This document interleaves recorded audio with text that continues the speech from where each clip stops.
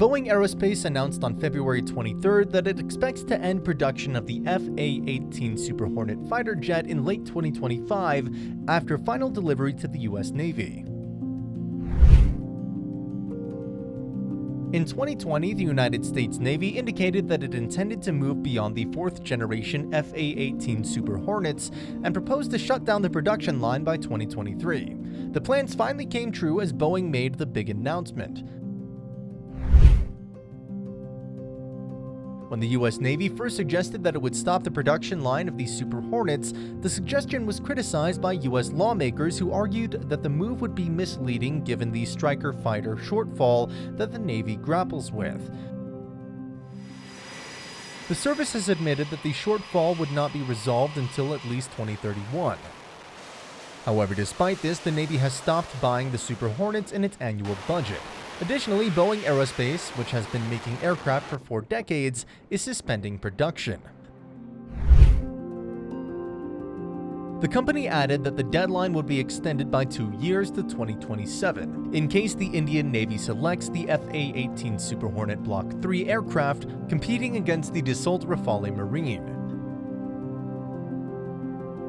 The future of Boeing's fighter jet production has been in doubt for a decade as orders dwindled. The company continues to make F-15EX fighters, and it said resources would be focused on supporting aircraft with a potential new generation of crewed and uncrewed jets. We're planning for our future, and building fighter aircrafts is in our DNA, Steve Nordland, Boeing Air Dominance Vice President, said in a statement. As we insist in and develop the next era of capability, we are applying the same innovation and expertise that made the F-18 a workhorse for the US Navy and Air Forces worldwide for nearly 40 years. The Super Hornet is currently operated by US, Australia, and Kuwait, and is an offer to India.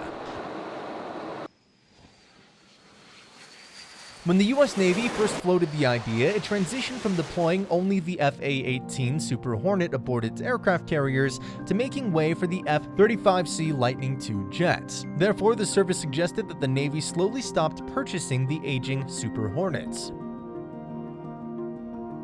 Previously, the head of Navy Acquisition, James Gertz, said the best way to support the ideal mix of F-18s and F-35s was to stop purchasing Super Hornets after the contract expires in fiscal year 2021, and instead concentrate on obtaining as many through the Service Life Modification, or SLM program, each year, according to USNI report.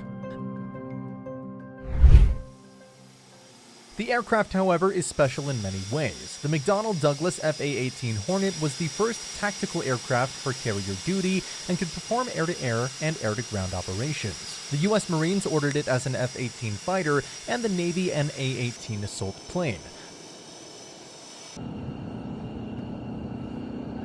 Hornets were inducted into service in January of 1983. The USS Coral Sea Hornets participated in their first combat missions in 1986.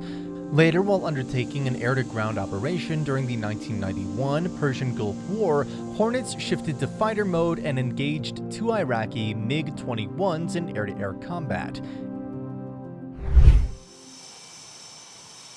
In Afghanistan in 2001, Hornets offered non-stop battlefield coverage. They returned to attack mode and successfully finished their air-to-ground mission. The F-A-18EF Super Hornet made its first flight in November of 1995. The F-A-18EF has more maneuverability, range, and payload than the original Hornet and is 25% larger. Its engines are also more powerful. It was put into use by the American Navy in 1999. On November 6, 2002, the Super Hornet took part in a strike on hostile targets in the no-fly zone over Iraq after flying from aboard the Abraham Lincoln carrier.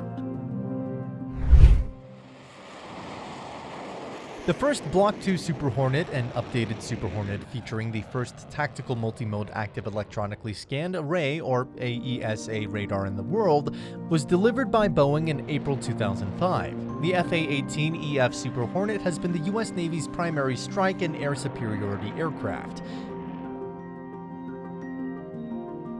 In September of 2021, Boeing delivered its first Block 3 F-A-18 Super Hornet to the US Navy. The manufacturer describes this aircraft as the most advanced version of the Super Hornet and exceeds fourth-generation fighter capabilities. This is likely why the aircraft has been on offer to the Indian Navy. Boeing has been diligently pushing the sale of the Super Hornet to India last year and announced a roadmap to significantly increase its investments in line with the Make in India initiative and to transfer cutting-edge technologies to the Indian industry if the Indian Navy chooses its F-A-18EF Super Hornet fighter. Asian Times reported in December of last year that the Indian Navy had submitted an exhaustive report on both fighter jets to the Defense Ministry.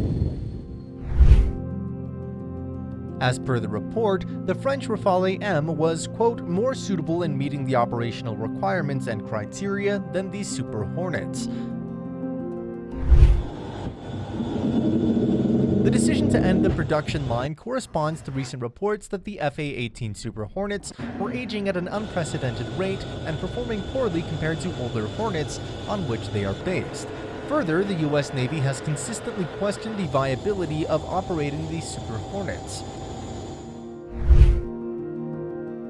Super Hornets are a 30-year-old airframe at 10,000 hours, so that takes us out to about 2055, and there isn't a lot of analysis out there that supports fourth-generation viability against any threat in that time frame, said Rear Admiral Andrew Lizell, who leads the Chief of Naval Operations Air Warfare Directorate or OPNAV N98.